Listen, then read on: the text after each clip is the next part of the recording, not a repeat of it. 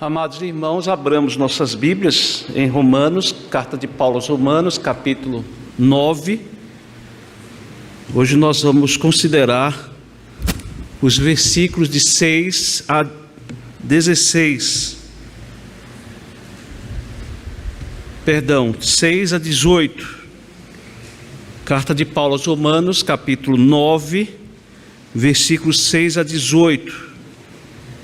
Diz assim a palavra do Senhor: e não pensemos que a palavra de Deus falhou, porque nem todos os de Israel são de fato israelitas, nem por serem descendentes de Abraão são todos filhos. Pelo contrário, por meio de Isaque será chamada a sua descendência, isto é, não são os filhos da carne que são filhos de Deus, mas os filhos da promessa é que são contados como descendência. Porque a palavra da promessa é esta: por esse tempo voltarei e Sara terá um filho. E isto não aconteceu somente com ela, mas também com Rebeca, ao conceber de um só, de Isaque, nosso pai. E os gêmeos ainda não eram nascidos, nem tinham feito bem ou mal, para que o propósito de Deus quanto à eleição prevalecesse, não por obras, mas por aquele que chama.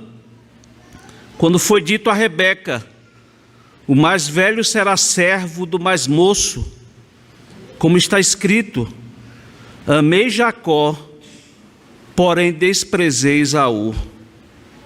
Que diremos então? Que Deus é injusto? De modo nenhum.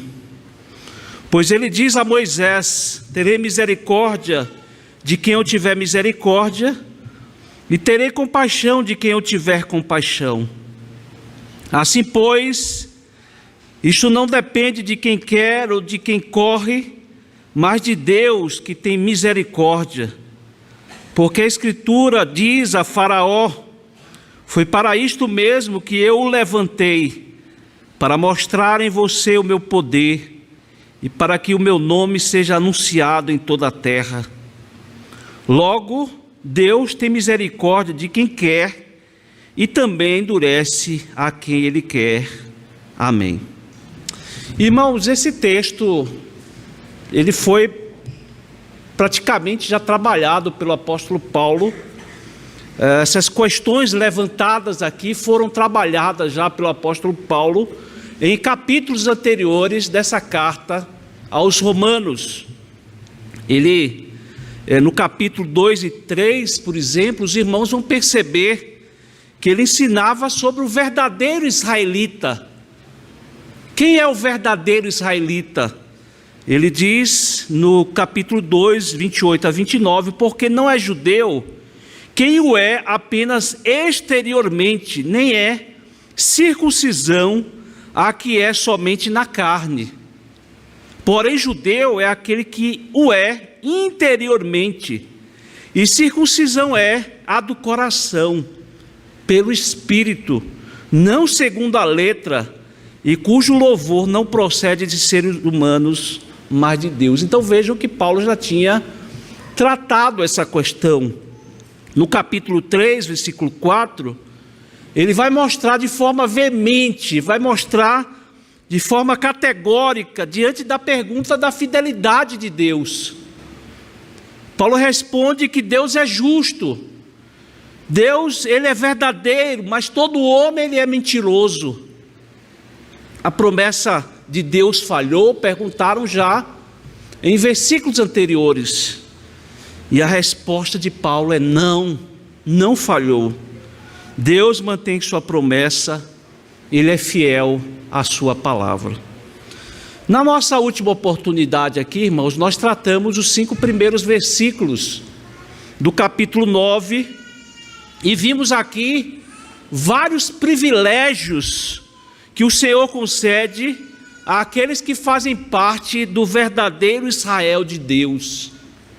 Que privilégios são esses, irmãos? Paulo falou da adoção, falou da glória, as alianças, falou da legislação ele falou do culto, das promessas, ele falou dos patriarcas e também de que deles, ou seja, do verdadeiro israelita, descende o Cristo. Mas Paulo, ele também aborda que desfrutar, irmãos, desses privilégios não significa a garantia da salvação.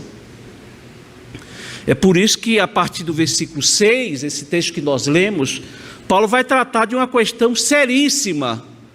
Paulo vai tratar aqui, junto àquele povo de Deus daquela época, aqueles judeus convertidos que moravam em Roma, essa questão séria de conciliar a doutrina, a doutrina que Paulo pregava, a doutrina que Paulo ensinava, a doutrina da salvação pela graça, e conciliar com aquela ideia que os judeus tinham de que precisavam cumprir as obras, que a salvação é pelo mérito, que a salvação é pelo sangue que eles tinham.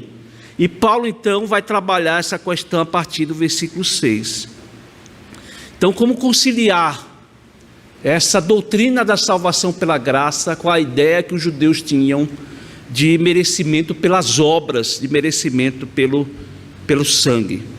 Vejam que a ideia do apóstolo Paulo a ensinar essa doutrina, a ensinar essas palavras que ele escreve a partir do versículo 6, é mostrar que Deus agora tinha um povo que estava sendo enxertado, sendo incluído como povo de Deus.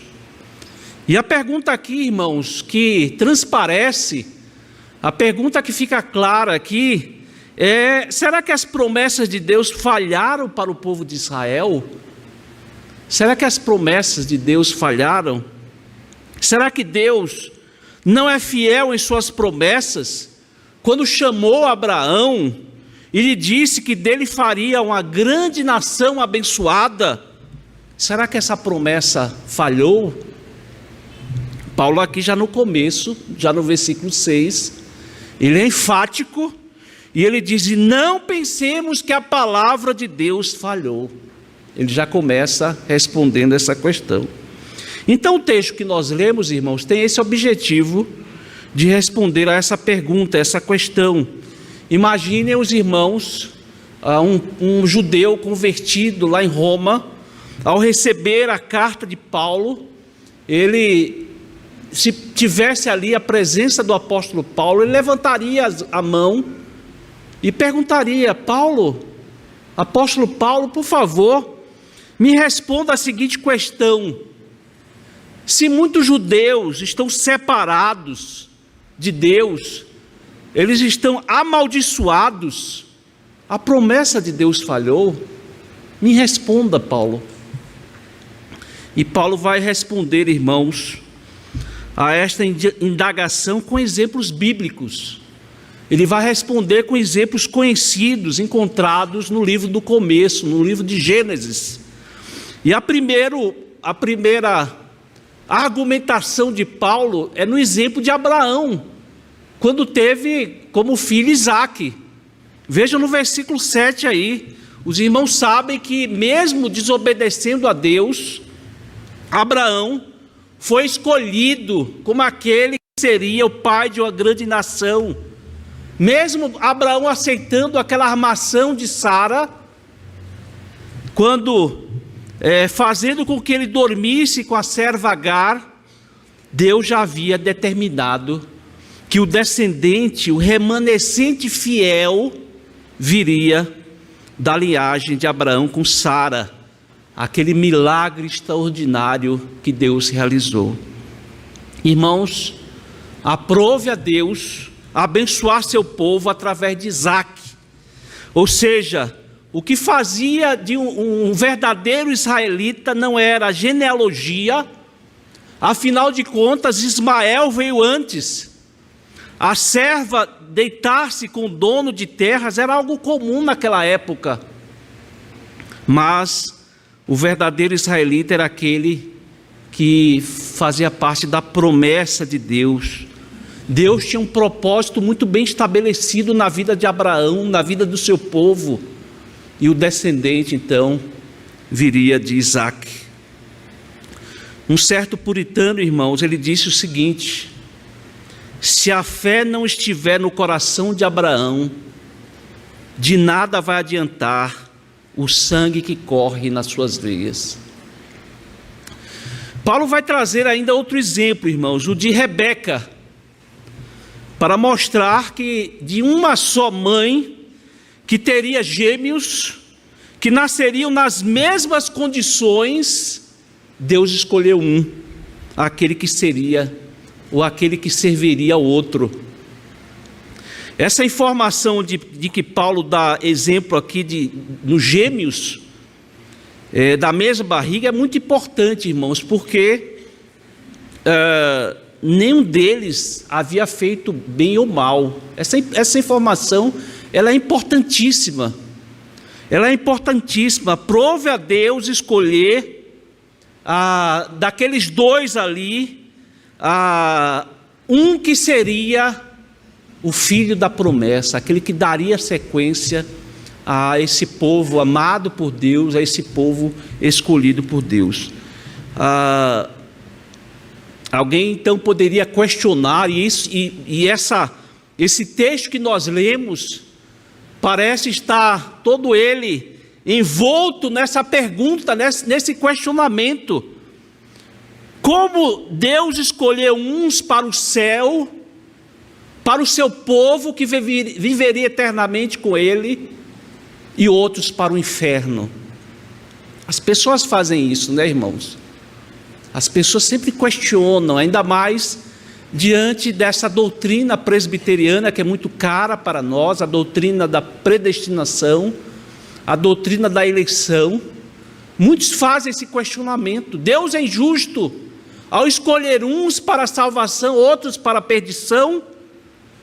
Observe aí o versículo 14. Que diremos então? Que Deus é injusto? E Paulo responde: de modo nenhum, de modo nenhum. Irmãos, o que é justiça? Pensemos aqui juntos. O que é justiça?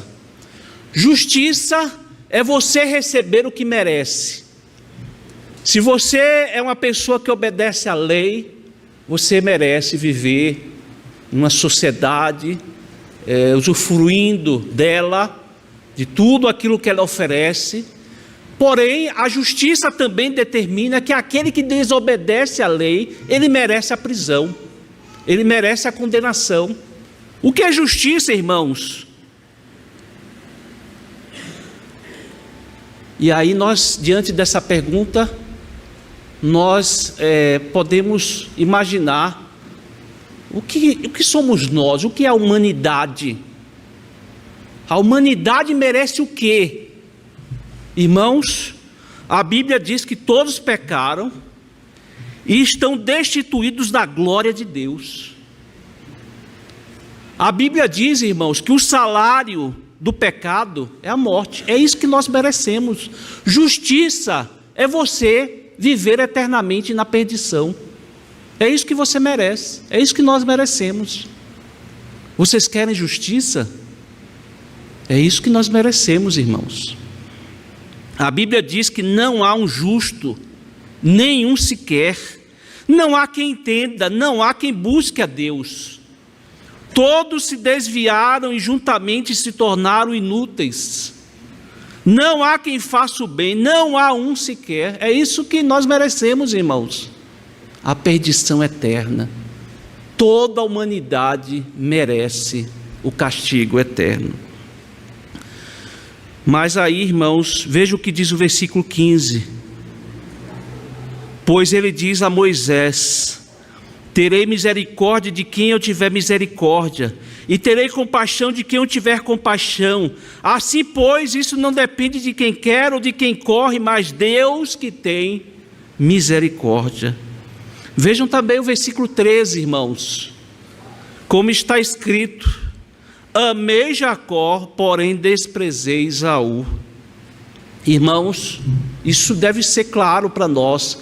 Todos nós merecíamos o inferno, mas Deus teve misericórdia de um povo, Deus amou um povo, e esse povo, mesmo não sendo amável, esse povo não merecendo o amor de Deus, porque se merecesse não seria misericórdia, não seria graça, mas Deus nos amou, irmãos.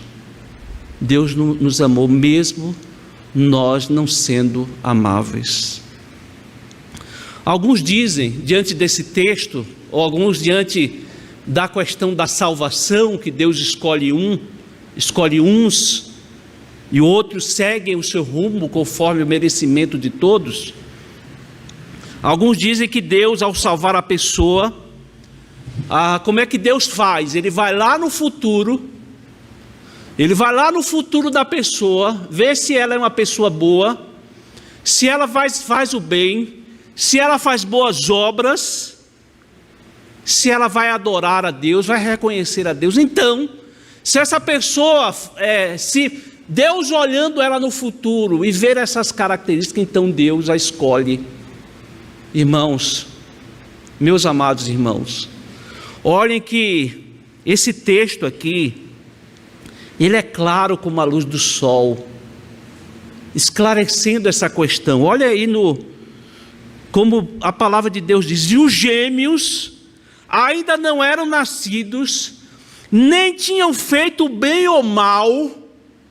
Está muito claro aqui, irmãos, o texto está claríssimo, para que o propósito de Deus quanto à eleição prevalecesse, não por obras, irmãos, não por obras, mas por aquele que chama. Todo homem, ele desfruta da graça comum de Deus. Você desfruta do ar que você respira, isso é graça comum de Deus. Todos têm, toda a humanidade tem esse privilégio de respirar o ar que Deus fornece. Todo ser humano, ele tem o sol sobre a sua cabeça. Isso é bênção, irmãos, isso é uma grande bênção. Todo ser humano, ele desfruta dos alimentos saborosos. Quantos alimentos ele pode desfrutar na sua vida, e refrigério em momentos diversos, tudo isso é graça comum de Deus sobre todos os homens, sobre toda a humanidade. Mas, irmãos, só desfruta da graça redentora, salvífica, amorosa de Deus, só tem a salvação, a misericórdia soberana de Deus, aquele a quem Ele escolheu. Deus elegeu, irmãos, alguns para a salvação. Todos nós merecíamos o inferno, mas Deus resolveu amar alguns. Quem era Faraó na época de Moisés? Quem era Faraó? Faraó, irmãos, era um homem poderoso. Os faraós naquela época eram tidos como deuses. E ele era visível em todos os lugares, ele era conhecido em todo o mundo pelo seu poder.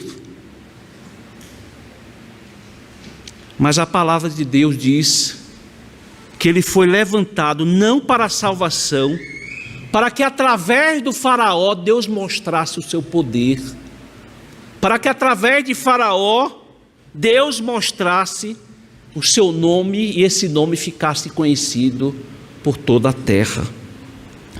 No relato daqueles procedimentos de Deus para com o rei do Egito, Faraó, que repetida e teimosamente negou-se a deixar Israel partir. Por que Deus suportou tanto tempo? Você já fez essa pergunta quando você lê aquele texto ali, um texto tão grandioso da libertação do povo de Israel, e aquela demora, e Faraó ali endurecendo o coração, e era necessário tantas pragas para que o Faraó deixasse o povo de Israel partir. Você já se perguntou por que demorou tanto aquele processo? Deus responde aqui, irmãos. Ele mesmo dá a resposta no versículo 17. Mas, em verdade, foi para isso que eu mantive, para mostrar a você o meu poder e para que o meu nome seja anunciado em toda a terra. É o que diz em Êxodo 9,16, é a mesma palavra de Êxodo 9,16. Mesmo toda aquela resistência e rebelião de alguém como Faraó, nada poderia impedir o propósito de Deus, irmãos. Nada poderia impedir os planos de Deus. A sua promessa iria ser cumprida. A glória de Deus sempre triunfa, irmãos, independente, quer o homem lhe obedeça, quer não. E sem dúvida alguma, nós estamos aqui, irmãos, diante de um dos textos mais difíceis de Romanos. Capítulo 9 de Romanos é um texto difícil. Muitos estudiosos ali entram em conflito com relação a essa questão da eleição, da predestinação. Mas, irmãos, talvez não seja tão difícil de entender quando nós observamos aqui a soberania de Deus, a vontade de Deus prevalecendo, os seus propósitos sendo cumpridos, mostrando que a salvação não depende de obras ou merecimento algum, não depende de quem quer ou de quem corre, mas de Deus que tem misericórdia. Sabe o que é difícil para nós aqui nesse texto, irmãos? O difícil para nós aqui nesse texto é aceitar essa questão, porque muitas vezes é difícil para o ser humano dizer assim: olha, a salvação é Deus que dá, mas eu sou tão bonzinho, às vezes eu trabalho tanto para a igreja, eu faço tanto a obra de Deus aqui nessa terra. Vejam que essa verdade, irmãos, ela choca os nossos conceitos, ela vem e choca mesmo aquilo que nós entendemos, aquilo que nós achamos. É por isso que é difícil. Fere o nosso senso de justiça. Eu sou tão melhor que aquele outro irmão. Fere o nosso senso de justiça. Faz com que levantemos perguntas à nossa mente. Será que é assim mesmo, por eleição? É pela vontade de Deus, Ele escolhe quem Ele quer? E aí já pensamos nos nossos familiares, pensamos nos nossos pais, pensamos nos nossos filhos, pensamos naquelas pessoas que nós amamos, porque elas ainda não se converteram. Isso incomoda o nosso coração, isso incomoda o nosso senso de justiça. Qual é a sua... o que você faz diante de um texto desse? Vocês sabem, irmãos, que existem várias respostas diante de um texto como esse. Um texto que fala da soberania de Deus, um texto que fala do propósito eterno do Senhor, um texto que fala que Deus elege, Ele salva quem Ele quer, Ele tem a misericórdia com quem Ele quer. Como você se porta diante de um texto como esse? Qual é a sua atitude diante de um texto como esse?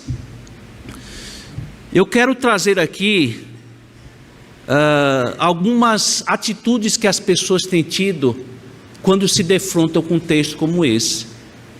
A primeira atitude, talvez seja a mais equivocada, é achar que Deus é injusto. E se você fica com essa sensação de que Deus é injusto, talvez você não conheça a história de Jó. A história de Jó mostra muito bem essa questão, quando nós sabemos que sempre quando falamos de Jó, sempre quando falamos desse personagem bíblico, nós já sabemos que de antemão que o tema será sofrimento, o tema será perdas, tristeza, aquele servo de Deus que foi esmagado pelo sofrimento, perdeu filhos e bens, mas ele não blasfemou contra Deus. Talvez você tenha ouvido falar de um homem na Bíblia chamado Paulo. Paulo, um homem que escreveu praticamente a metade do Novo Testamento, que conheceu o que foi sofrer pelo nome de Cristo. Não sei se você lembra, mas no episódio lá em Atos 9, quando fala da conversão do apóstolo Paulo, Jesus diz: Paulo, você vai ver o que é sofrer pelo meu nome. Paulo não foi chamado nem foi enganado no seu chamamento. E aquele homem então, que conheceu o que foi sofrer pelo nome de Cristo, enquanto estava preso com seu companheiro Silas na prisão, naquele buraco ali, a Bíblia diz que eles cantavam louvores a Deus. Quando você supõe, mesmo que levemente, que Deus é injusto, você está indo contra a palavra dele. Você está indo contra a palavra de Deus.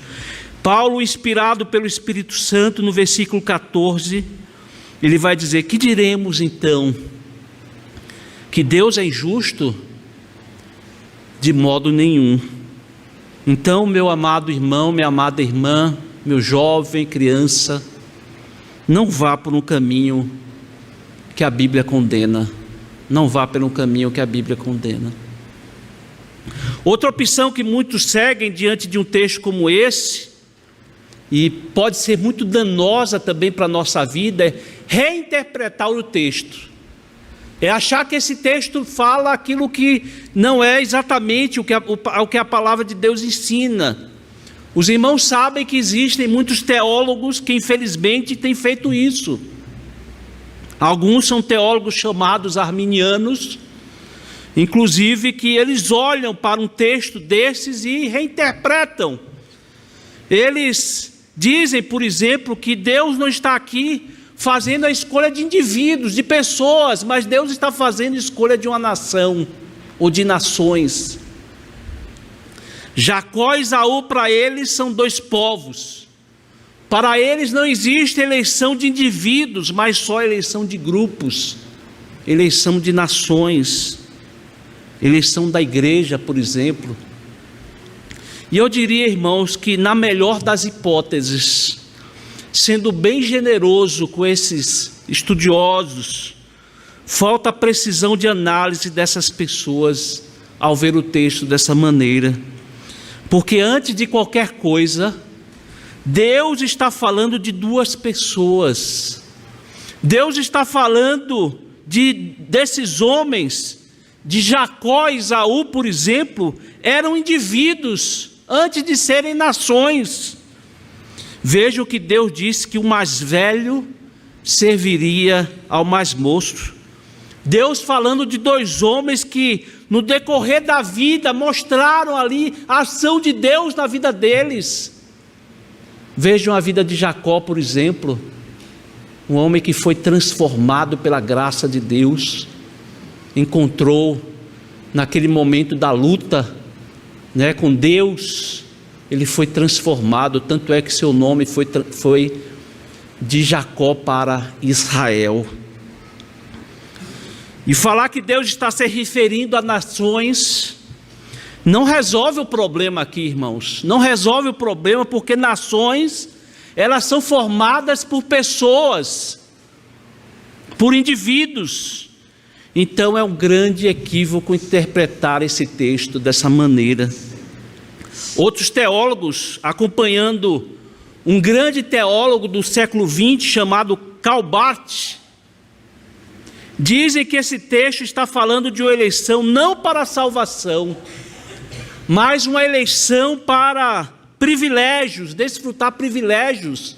Por exemplo, eleição para ter uma terra, eleição para ser próspero e coisas parecidas. Irmãos, sem dúvida alguma, um pensamento equivocado, porque todo o texto aqui, irmãos, desde o começo do capítulo 9, Paulo vai falar de salvação. É disso que Paulo está tratando. Paulo começou o capítulo 9 dizendo que vivia com a grande tristeza no seu coração. E por que Paulo tinha essa tristeza que não acabava no seu coração, irmãos? Porque Paulo sofria. Paulo sofria porque os judeus não tinham terra. Paulo sofria porque os judeus não eram prósperos.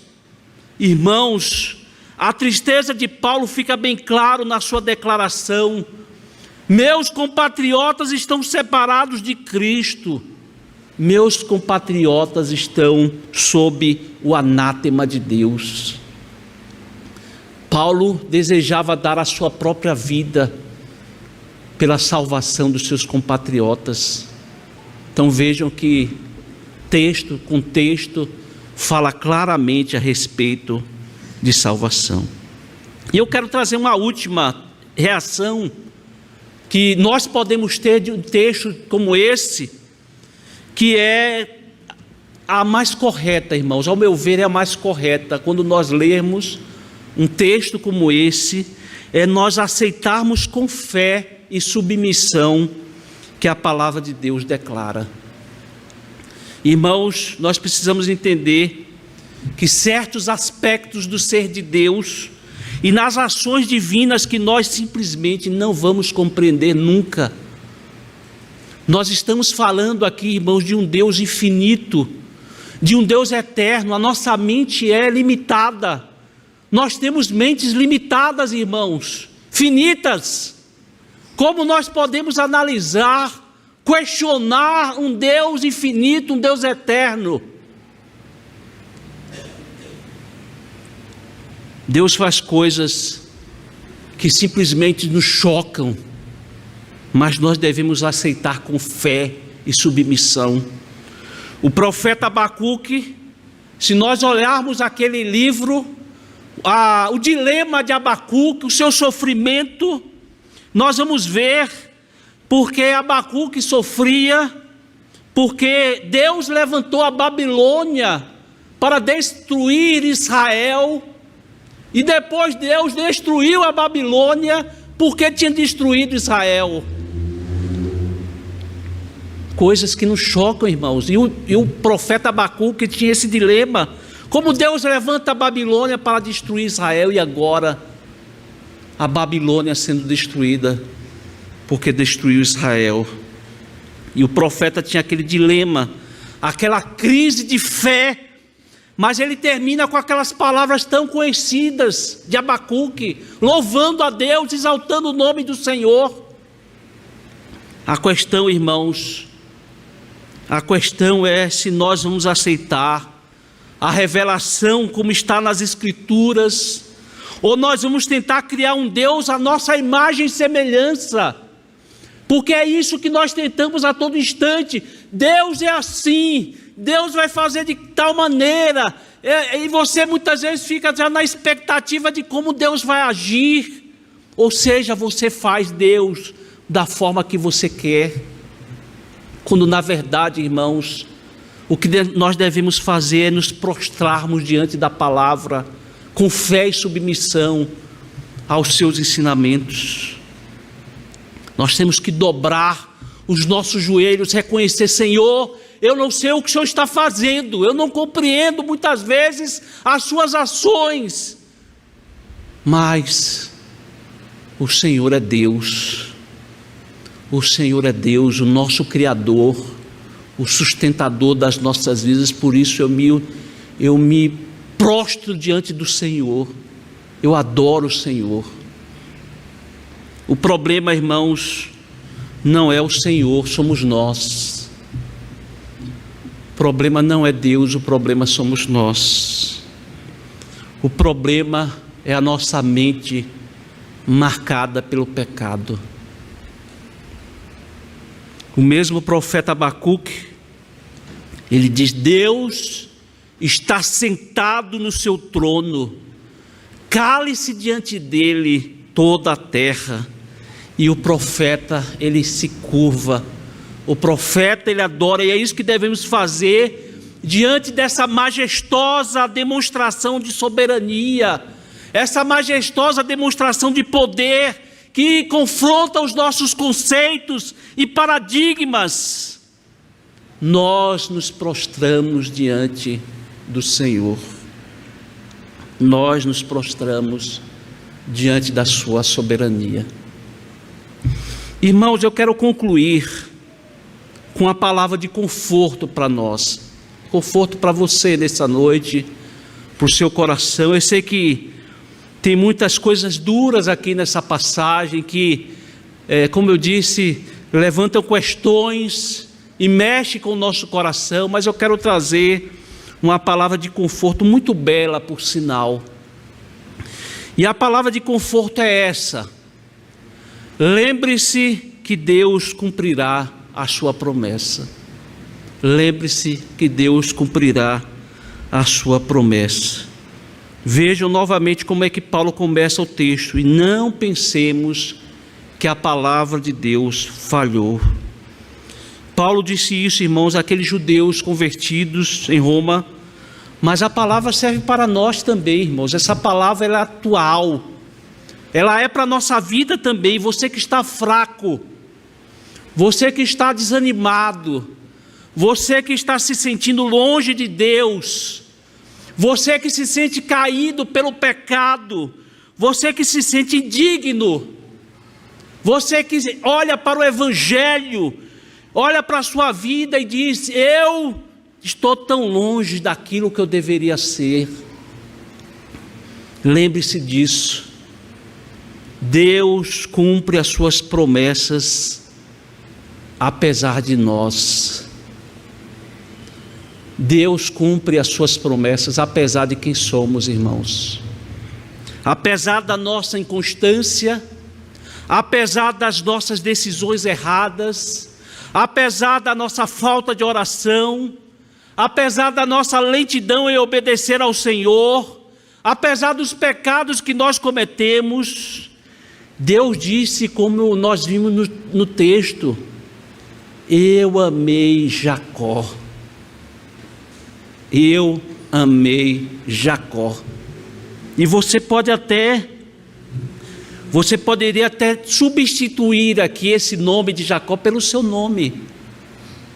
Você pode aqui incluir aqui nessa frase tão significante para nós: eu amei o Adi, eu amei a Alice, eu amei a Maria, eu amei Dona Uda, eu amei o Fábio, eu amei o Marcelo. Você pode incluir aqui o seu nome. Você pode substituir o seu nome, porque esse é o grande ponto aqui desse texto, irmãos. O grande amor de Deus, o amor que é desde a eternidade. Deus nos amou, irmãos, antes mesmo de nós sermos gerados na barriga da nossa mãe. Paulo diz lá em Efésios capítulo 1: antes da fundação do mundo, Deus nos escolheu nele para sermos santos e irrepreensíveis diante dele em amor. Irmãos, mesmo sabendo de todos os pecados que você cometeria por longo da sua vida, mesmo Deus sabendo disso, de todos os pecados que você cometeria ao longo da sua vida, mesmo sabendo de tudo que você já aprontou e ainda vai aprontar nessa vida, eu amei. Essa é a palavra bendita que nós devemos guardar no nosso coração. Irmãos, nós somos chamados hoje a nos colocarmos diante de Deus, nos levantando da nossa própria miséria e constrangido por esse amor, irmãos, nos achegarmos a Ele, nos achegarmos ao Senhor. Você que é crente, você que já é salvo em Cristo Jesus, entregue a sua vida para a glória de Deus, trabalhe para o reino, faça discípulos, fale desse evangelho de salvação em Cristo Jesus, fale das boas novas de salvação. servindo a Deus, servindo ao próximo também. Você que não é crente, entregue a sua vida a Cristo. Não tenha vergonha de se aproximar dele. Ele está com os braços estendidos para os seus escolhidos. Deus está com os seus braços estendidos para os seus eleitos. Quando Deus escreveu o seu nome no livro da vida, preste bem atenção, quando Deus escolheu o seu nome, quando Ele escreveu o seu nome no livro da vida, Ele já sabia a situação que você estaria, a situação de miséria, de distância dEle, de pecado.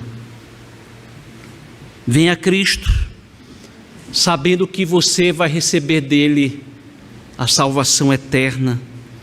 Pare de lamentar dos seus pecados, esconda-se debaixo desse amor de Deus. Essa é a essência da vida cristã, irmãos. Esse texto, ele pode ser difícil, mas ao mesmo tempo ele é maravilhoso. E a prova que Deus cumprirá as suas promessas. Ele prometeu que nós seríamos herdeiros com Cristo.